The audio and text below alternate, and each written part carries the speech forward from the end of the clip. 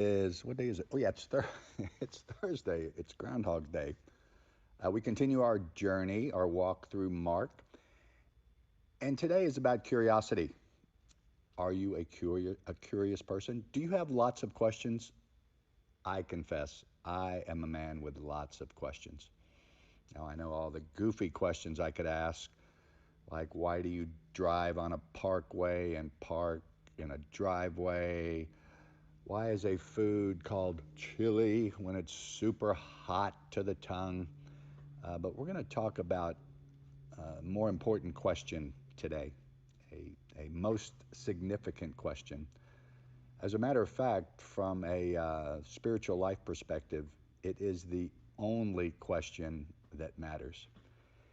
And honestly, I have a ton of unanswered questions in my walk with Jesus. As I look in the biblical text, as I read godly scholarship, uh, I have more questions than I have answers. Is that surprising to you? I'm a pastor. I have a get ready. I have a master's degree in theology. Now that's a joke. That's a curious thing. How could anyone be a master in theology?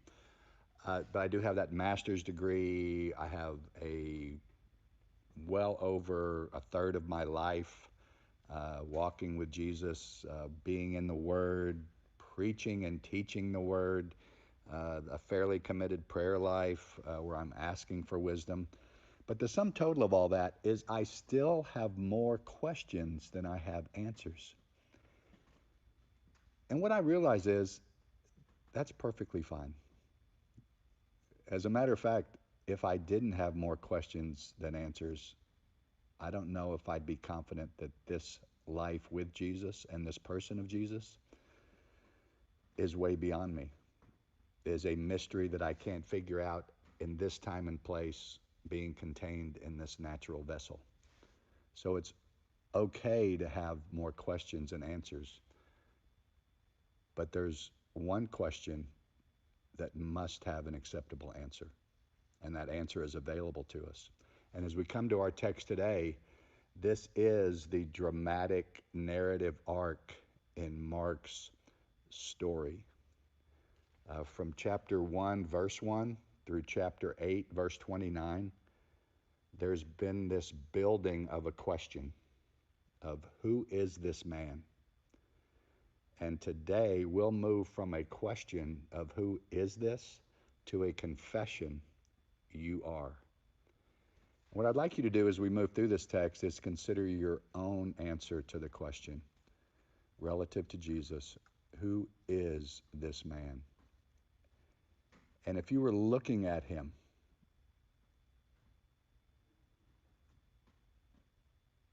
if you were looking at him and he asked you the question, who am I? What would follow? You are, how would you complete that answer? You are, there's only one acceptable answer when it comes to the richness of life in this time and the fullness of life to come. This is a rich time with Jesus, but it's only a shadow of what's promised. So, how would you complete the answer? You are, well, we're going to see that today as his disciples finally move to the next level of their learnership. And Jesus has been so patient and so powerful. And these two segments of the story from Mark 8, verses 22 through 30, there's two different things going on here, but they're both the same. They have to do with sight and recognition and clarity. So let's get right into it, shall we? The only acceptable answer to the most important question, Mark chapter 8. They're still on the move, on the road. Jesus is putting miles and miles. I'm doing some study right now, and actually, the distance, the amount of travel that Jesus did in his 3 year uh, expression of his being the divine one, and that's a lot of miles. I haven't come up with. There's a lot of different uh, summaries and propositions and possibilities, but I'll get back to you on that. They're on the move again. This first miracle, this first healing, is only recorded in Mark, and Mark uses it to set up what's to come. They came to Bethsaida, which is on the northeast of the Sea of Galilee. Remember where they have been. They just left this area of the Decapolis, and then they're moving around. They're going across the lake. They're moving up the shore. They came to Bethsaida, and some people brought a blind man and begged Jesus to touch him. And this word here, to touch, is a light touch, is just a placing of the hands on. Verse 23, he took the blind man by the hand. Now this is another word for touch, but it's actually a firm grasp and leading. They took the blind man by the hand and led him outside the village, which is a common process for Jesus' healings. He rarely, if ever, unless he has no option, but he always has an agenda, he wants to do this in a more private area, a private way, not as a matter of celebrity. And there's so much I could say about people who claim healing gifts and spiritual reversal, casting out of demons, that do this from the platform of celebrity. And I don't ever see that in Jesus' life. As a matter of fact, I see just the opposite, and this is one example. He took the blind man by the hand and led him outside the village. When he had spit, yes, spit. Interestingly, this might be of note, the Greek verb for spit is literally pronounced, from an English transliteration and pronunciation, patuo. Say it with me. Patuo. I don't want to get anything on my screen. The Greek verb for this action is patuo, on the man's eyes. Now, it's not an expression of I'm spraying it on you. It's more, if you understand what's going on in the text and the language, Jesus is going, and when he had spit on the man's eyes and put his hands on him, Jesus asked, do you see anything? So this is stage one of this healing. And this is so important. Mark is accomplishing something through Jesus' agenda to reveal himself. This man is going from physically blind. And here's the next step. When Jesus had spit and put his hands on him, he asked, do you see anything? Verse 24, the man looked up and said, I see people. They look like trees walking around. So this is how we know that this man was probably made blind by an illness, because he understood what trees look like. And so he goes from this total darkness to this blurry, unclear, yet some formative understanding of what he sees. I see people, they look like trees walking around. Once more, Jesus put his hands on the man's eyes. Then his eyes were opened. His sight was restored, and he saw everything clearly. Verse 26, Jesus sent him home, saying, don't even go into the village. Now, this is the first movement of two that now results in the disciples finally going from question, who is this, to confession, you are. And if you see the three stages, you see a man in total darkness, and then you see a man with some clarity but still blurry, and then you see the aha of clear vision. It's such a powerful arc that we're coming to this apex of the disciples' journey of discovery with Jesus. So these three stages of delivering the man from his physical blindness is symbolic of this next move, the next part of this story. And in this next movement, we're going to take advantage of Matthew's account of this same sequence of Jesus and his disciples moving from Bethsaida to the region of Caesarea Philippi. And Matthew records this in what we know as Matthew chapter 16. But I'm going to read Mark's first. From question to confession is the next move, starting in verse 27.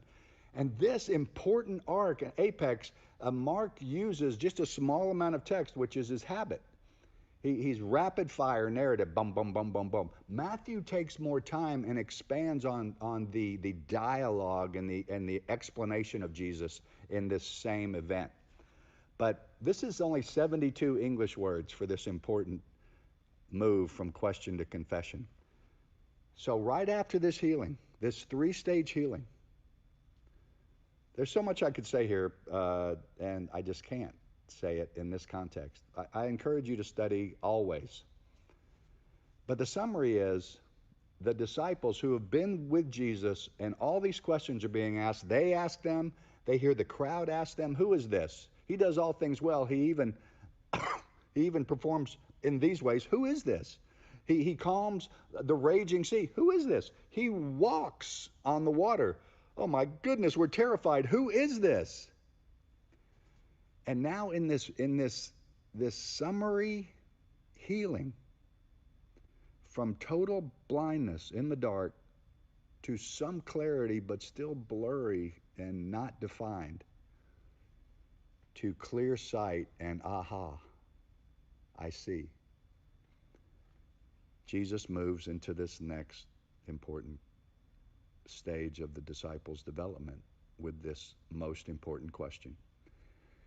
When Jesus came into the region of Caesarea Philippi, he asked his disciples, who do people say the Son of Man is? Now, this is Jesus referring to himself in the third person. The Son of Man is a recognized from the book of Daniel in the Old Testament. Daniel had this vision of the Son of Man who was the one chosen by God to come and bring God's program into the world. And so Jesus is actually referring to himself in a way that gives clear indication of his identity. And this is really one of the few times we can ever say that Jesus is self-identifying. He's answering his own question. Who do people say the Son of Man is? And the easy answer would be to say, well, you're the Son of Man, the one referred to in Daniel. So Jesus has prepared the field in his teaching and his actions, and now he's bringing his disciples to this most important question where there's only one acceptable answer. But he starts with, what is the popular opinion? Who do people say the Son of Man is? They replied, some say John the Baptist. Others say Elijah. And we've seen this in Herod's terror when he has John the Baptist beheaded, and then Jesus appears on the scene, and he's terrified that John the Baptist has been brought back to life. Some say John the Baptist, some say Elijah, and still others, Jeremiah or one of the other prophets of the Old Testament. And here comes the coup de grace of personal commitment. But what about you, he asked. Who do you say that I am? Jesus makes it personal. He makes it individual. He makes us responsible to answer that question for ourselves. Not from popular opinion. Not from anything you maybe even heard in religious teaching, because that's honestly all over the board. Who do you say that I am? Simon Peter stepped up and answered. The stepped up I added, I did so appropriately and I think accurately, because Simon Peter's always stepping up. Sometimes a little too quickly. He's ready, fire, aim with his tongue. But this time he steps up confidently and answers this most important question. You are the Messiah, the Son of the living God. Ding, ding, ding. Correct answer.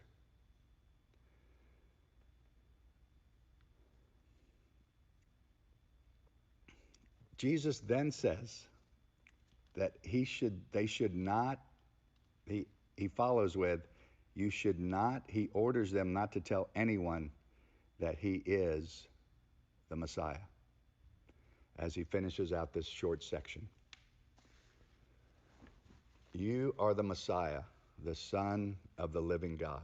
Now we have to understand all that means in Peter's answer. The Messiah is the one promised to Israel, and what Israel did not know or want to embrace was this Messiah was to be made available, the one chosen by God to bring God's program, not of political or military might and overthrow for a earthly kingdom to reign, but a Messiah to bring God's eternal kingdom to a physical creation, offering not the best temporal life, but the life that really is life, a program that provides the forgiveness of sin through a sacrifice, one qualified sacrifice.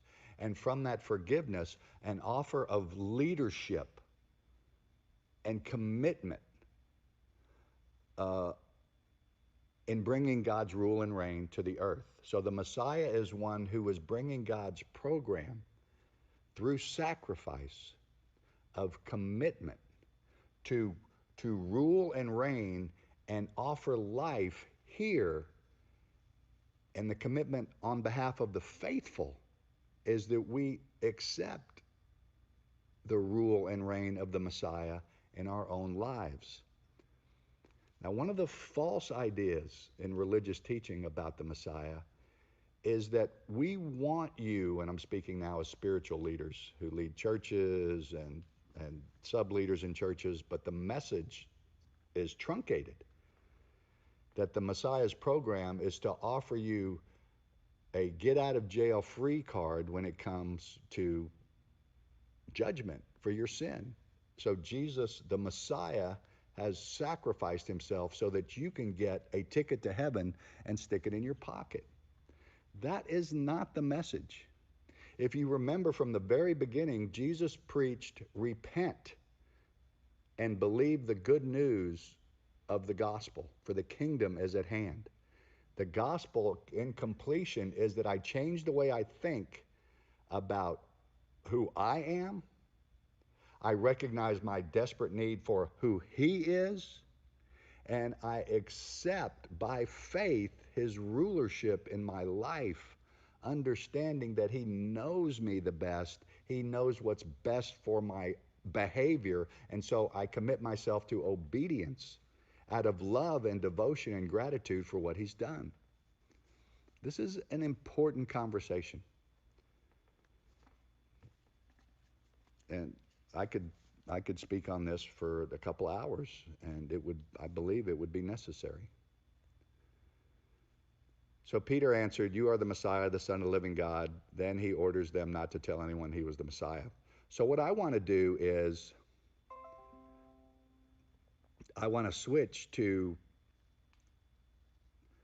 actually I moved into Matthew 16 too early. I'm reading now Mark's. Jesus and his disciples went on to the villages around Caesarea Philippi, verse 27.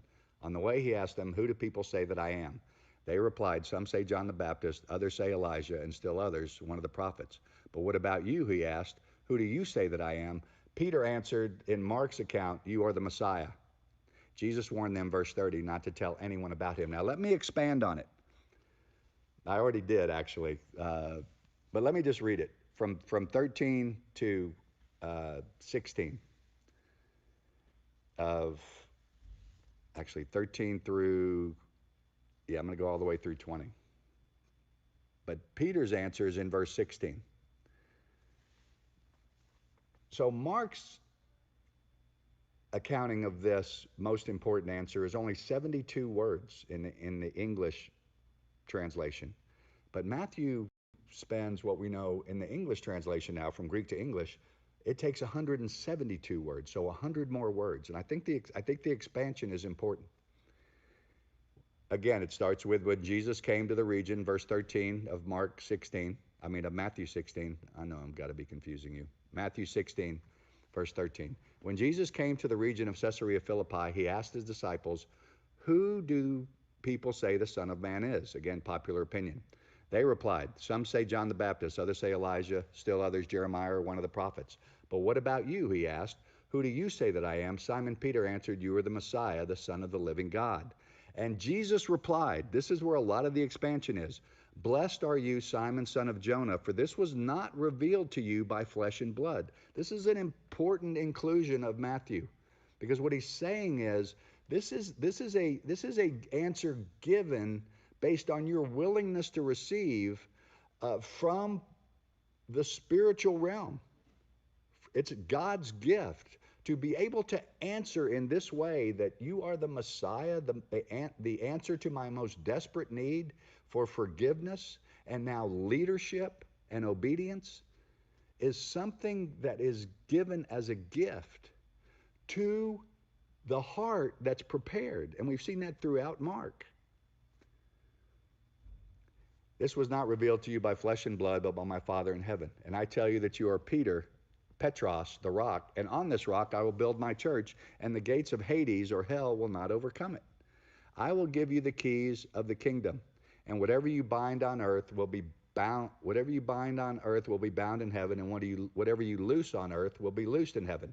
So what Jesus is telling Peter, and by extension all the disciples, that they will have this power on earth to perform the rule and reign of the kingdom, both in binding up evil and loosing the good. And then he ordered, verse 20, his disciples not to tell anyone that he was the Messiah. So let me just summarize by saying that there's only one acceptable answer to the most important question. And it must be revealed. It must be gifted to you.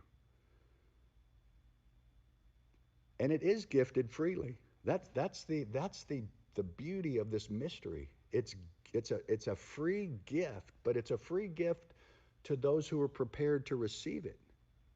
And what's at stake is way beyond what this life can offer. Now, it includes what this life can offer. There's nothing more settling that, even though I have a ton of questions still about how the kingdom works, and Jesus continues to generate more curiosity in me year after year as I commit myself to his leadership. But I'm not at all curious about his identity, because what's at stake is not just the richness of being settled in this life and having a purpose that transcends feathering my nest with the goods of this world.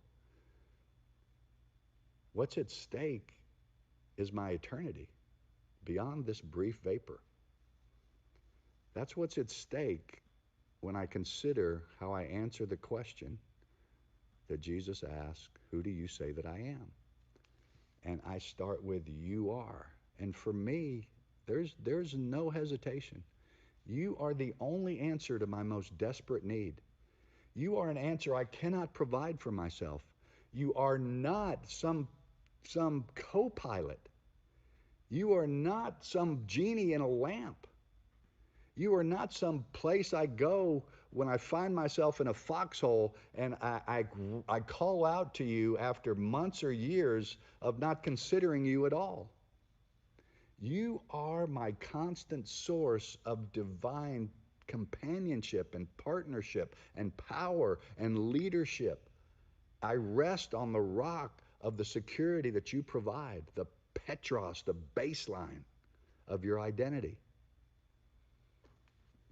So what we know of our walk through Mark so far, as the disciples finally answer this question with a confession, what we know is that Jesus always answers with mercy, compassion, and provision those who come to him in humility, a desperation of need, and an acknowledgement that he is the only answer to that desperate need.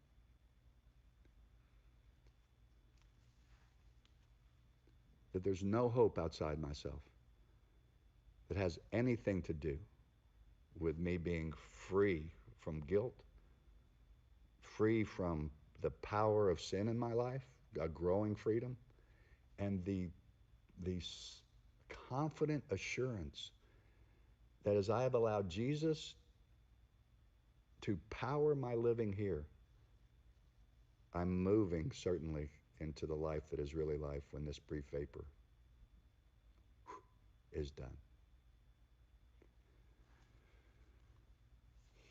John 6:37, 35 through 37. So we've been in three of the Gospels today. We've been in Mark, Matthew, and now John.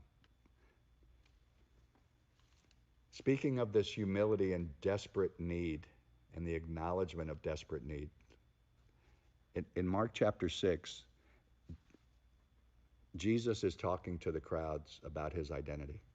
And it's one of the 7 I ams of the book of John, where Jesus answers the question, who is this? He answers with, I am. And in this particular narrative, there's thousands of people. And many would call themselves disciples. And Jesus is always in the disciple reduction act. He's always raising the bar of reality about what it means to know, love, and follow him. And in this one narrowing, in this one thinning of the herd, this is interesting, isn't it? Most of our churches, we're not interested in thinning the herd. We're interested in growing the flock, because bigger is better. That's a whole nother set of messages. Jesus is never interested in more. He's interested in true. He's interested in depth of commitment. Jesus says to thousands, John 6:35-37, I am the bread of life. And here's the desperation. Whoever comes to me will never go hungry, and whoever believes in me will never be thirsty. But as I told you, you have seen me and still do not believe. Important here. All those that my Father gives me will come to me. And this is the implication of coming in humility, an acknowledgement of desperate need, of a hunger that can't be fulfilled by anything else, of a thirst that will not be slaked in any other manner. It's a spiritual hunger and a spiritual thirst, a search for satisfaction and significance and peace. But as I told you, verse 36, you have seen me and still do not believe. All those, verse 37, the Father gives me will come to me, and whoever comes to me I will never drive away. And then what follows is some strong teaching where Jesus lays out the reality of him actually as this feast. He says, whoever does consume me, whoever does not eat my flesh and drink my blood. Now, he's not talking about cannibalism. He is raising the bar on commitment. Whoever doesn't come to me as their primary and continuous feast has no part in me. And the text says following that, it's still in John 6, that from that day, from that time, verse 65, many of his disciples turned back. Many of his disciples turned back and no longer followed him. Man, I've seen this again and again and again. When Jesus raises the bar of what it means to enjoy him now and forever, in this commitment to feast on him only and to eschew, that means reject, that means turn away from these Chinese food feasts of the world. I keep using that. Chinese food, you eat it and you think you're going to be satisfied, but an hour later you realize your hunger is back and raging. From this time, verse 66, many of his disciples turned back and no longer followed him. And Jesus then turns to the 12, these guys that we've been watching the whole time. You do not want to leave too, do you?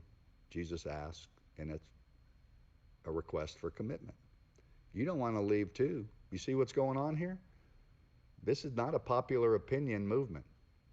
This is a movement of acknowledgement of need and desperation for my leadership and a commitment to obedience.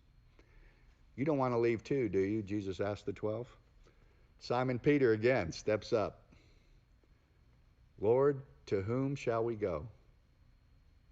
You have the words of eternal life. We have come to believe and come to know that you are the Holy One of God. Jesus asked, who do you say that I am? Do you answer as Simon Peter? Lord, only you have the words of eternal life. I have come to believe and come to know that you are the Holy One of God. That is the only acceptable answer to the most important question we will ever be